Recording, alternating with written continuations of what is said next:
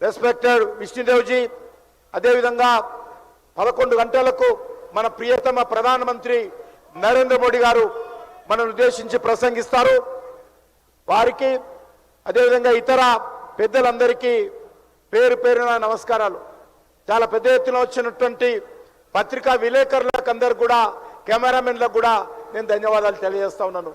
అదేవిధంగా రైల్వే సిబ్బంది రాత్రి వర్షం వచ్చినా కూడా ఎంతో కష్టపడి ఈ కార్యక్రమాన్ని విజయవంతం చేయడం కోసం కృషి చేస్తున్నటువంటి సౌత్ సెంట్రల్ రైల్వే సిబ్బంది అందరికీ కూడా పేరు పేరున తెలంగాణ ప్రజల తరఫున, నరేంద్ర మోడీ గారి తరఫున హృదయపూర్వకమైనటువంటి కృతజ్ఞతలు రైల్వే సిబ్బందికి నేను తెలియజేస్తా ఉన్నాను. ఈరోజు మనకు తెలుసు, మన హైదరాబాద్ నగరంలో ఒక ఆధునికమైనటువంటి ఒక నూతన రైల్వే స్టేషన్ను ఈరోజు ప్రారంభించుకుంటున్నాం. బేగంపేట రైల్వే స్టేషన్ అతి పురాతనమైనది, కానీ ఈరోజు దాని రూపురేఖలు నరేంద్ర మోడీ గారు మార్చి మరి అత్యాధునికంగా ఈ రైల్వే స్టేషన్ను నిర్మాణం చేయడం జరిగింది. ముఖ్యంగా ఈరోజు మనకందరికీ తెలుసు, మన యొక్క మరి ఈ కార్యక్రమము మనం బేగంపేటలో నిర్వహించుకుంటున్నాం. ఈరోజు రాజమాత అహల్యాబాయి 300వ జన్మదినోత్సవము. ఎందుకు చెప్తా ఉన్నానంటే, ఈ యొక్క బేగంపేట రైల్వే స్టేషన్ పనిచేసేటువంటి సిబ్బంది అందరూ కూడా మహిళలు ఉండబోతా ఉన్నారు.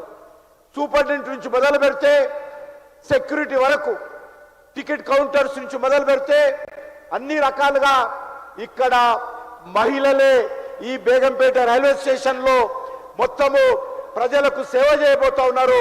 ఇలాంటి రైల్వే స్టేషన్ రాజమాత అహల్యాబాయి 300వ జన్మదినోత్సవం రోజు ప్రారంభించుకోవడము ఈరోజు మహిళలకు గర్వ కారణమని ఈ సందర్భంగా మనవి చేస్తా ఉన్నాను. అంతేకాకుండా ఈరోజు మనం తెలంగాణ రాష్ట్రంలో రైల్వేల అభివృద్ధి చాలా వేగవంతంగా ముందుకు తీసుకెళ్తా ఉన్నాం. ఈ రాష్ట్రంలో అనేక రకాల అభివృద్ధి కార్యక్రమాలు కొనసాగుతూ ఉన్నాయి.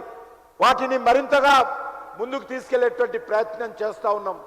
గౌరవ ప్రధానమంత్రి గారు నరేంద్ర మోడీ గారు బాధ్యతలు చేపట్టిన తర్వాత దేశవ్యాప్తంగా అనేక రైల్వే స్టేషన్లను 1300 రైల్వే స్టేషన్లు ప్రపంచంలో ఏ దేశంలో కూడా ఒకేసారి 1300 రైల్వే స్టేషన్లు ఏకకాలంలో అభివృద్ధి చేయాలని నిర్ణయం తీసుకున్న